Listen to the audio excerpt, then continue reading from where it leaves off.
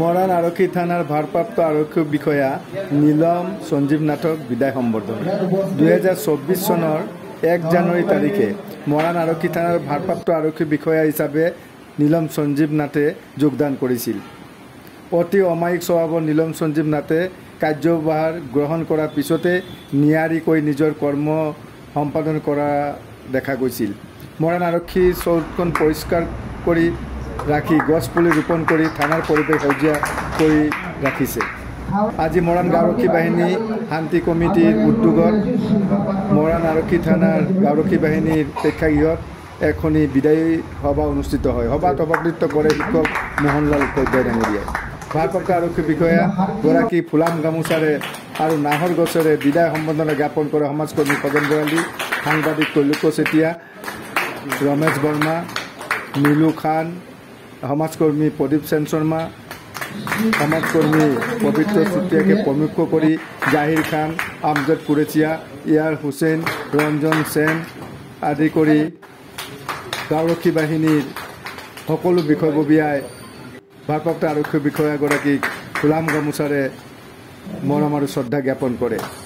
লগতে মৰাণ আৰক্ষী থানাৰ আৰক্ষী উপ পৰিদৰ্শক শিল্পা পাত্ৰকো বিদায় সম্বৰ্ধনা জ্ঞাপন কৰে।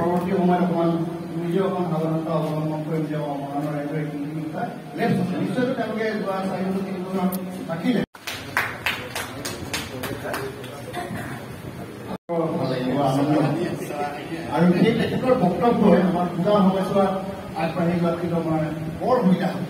গতিকে আমাৰ ৰাজহুৱাভাৱে কথাটো মই সভা কৰোঁ আৰু তেখেতৰ প্ৰতি এই দিশটোত অকণমান হাত চাপৰি জানিবলৈ কথা আছে ক'লে হয়তো অকণমান নিগলে হ'ব, ইমানখিনি আগবাঢ়ি নাযাওঁ। আৰু দুয়োগৰাকী জীৱন দৰিদ্ৰতাৰ হওক, অসমৰ ৰাইজে ভাল পাওক, সমাজখনৰ কাৰণে যাতে তেওঁলোকৰ ক্ষেত্ৰত যথেষ্টখিনি এটা পাৱাৰ শক্তি থাকে।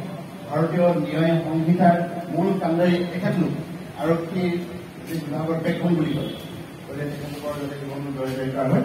প্ৰায় 2 বছৰ কালি মই মৰাণ থানাত গুৰু দায়িত্বভাৰ গ্ৰহণ কৰি আছিলোঁ আৰু প্ৰায় প্ৰথমতে মই নিষ্ঠাৰে মোৰ কৰ্ম কৰি যাবলৈ মই প্ৰয়াস কৰিছিলোঁ। যিকি নহওক পুলিচৰ প্ৰতি মানুহৰ বহুত আশা থাকে, এক্সপেক্টেশ্যন বহুত থাকে পুলিচৰ। আমি সেইখিনি কিমানখিনি দিব পাৰিছোঁ বা কিমান নোৱাৰিছোঁ সেইখিনি আপোনালোকে বিচাৰ বিবেচনা কৰিব। মৰাণ আপোনালোকে জানে মই মানুহৰ অলপ চখীন, সেইকাৰণে মই প্ৰথমতে আহি চেষ্টা কৰিছিলোঁ মৰাণ থানাখন কেনেকৈ সুন্দৰভাৱে আটক ধুনীয়া কৰি দিব পাৰি সেইবাবে মই চেষ্টা কৰিছিলোঁ। যিহেতু কিছু ক্ষেত্ৰত মই সফল হ'লোঁ, যিহেতু আমাৰ শ্ৰদ্ধাৰ ডাঙৰীয়াৰ কাৰণে আমাৰ সেই অনুষ্ঠানটো পিছুৱাই গৈছিলে। কিন্তু আশা কৰোঁ পৰৱৰ্তী সময়ত মৰাণ থানাখন সুন্দৰ আটক ধুনীয়া হৈ পৰিব। আমি আৰক্ষী বাহিনী আৰু আমাৰ থানা কমিটিৰ পৰ্যন্ত আমি বৃক্ষৰোপণ কাৰ্যসূচী গ্ৰহণ কৰিছিলোঁ। মই এটা বস্তু ভাবোঁ যে ৰাস্তাৰ পৰা যদি দেখি থাকে চব নাহৰ গছ হয় আৰু জুবিনে কোৱা ধৰণে নাহৰ গছ খুব সুন্দৰ চিধা হয়, দেখিবলৈ ধুনীয়া হয়। সেইকাৰণে মই আগৰ মাহতো 22 আগষ্টত গাঁও পুলি বা বৃক্ষৰোপণ কাৰ্যসূচী গ্ৰহণ কৰিছিলোঁ। এতিয়া মই দেখিবলৈ পাইছোঁ এই এৰিয়াটোত গছ বহুত হৈ গৈছে। পৰৱৰ্তী সময়ত ডাঙৰ হ'লে গছবোৰ অলপ পাতল কৰিব লাগিব। যি কি নহওক আপোনালোকৰ সহযোগিতাৰ কাৰণে ইয়াত সম্ভৱ হৈ উঠিছে। আপোনালোকৰ লগত বিগত 2 বছৰ সময় আমি কাম কৰিম। 15 আগষ্ট হওক, 26 জানুৱাৰী হওক আৰু বিভিন্ন সুন্দৰভাৱে আপোনালোকৰ সহযোগিতা মই দেখা পাইছোঁ। যোৱা 15 আগষ্টত এইবাৰ মানে 4 সময়ত 15 আগষ্ট 26 জানুৱাৰী পাইছোঁ। বিগত 15 আগষ্ট আমাৰ আৰক্ষী বাহিনী প্ৰত্যেকখন ভিত্তিত বা আৰক্ষী বাহিনী যিধৰণে দায়িত্ব সম্পাদন কৰিলে তাৰ বাবে পুনৰবাৰ আপোনালোকক মই ধন্যবাদ জ্ঞাপন কৰিছোঁ। আৰু এই মৰাণ থানাতে মই পুলিচে কি কি কাম কৰিব লাগে সেইবিলাক চব কাম মই ইয়াতে শিকিছোঁ। বেছিকখিনি মুঠতে পুলিচ ইনভেষ্টিগেশ্যনৰ গোটেই বেছিকখিনি ইয়াতে শিকিছোঁ। ইনভেষ্টিগেশ্যন কৰাৰ পৰা চাৰ্জশ্বিট দিয়ালৈকে আপোনালোকে মোক বহুতখিনি সহায় কৰিলে।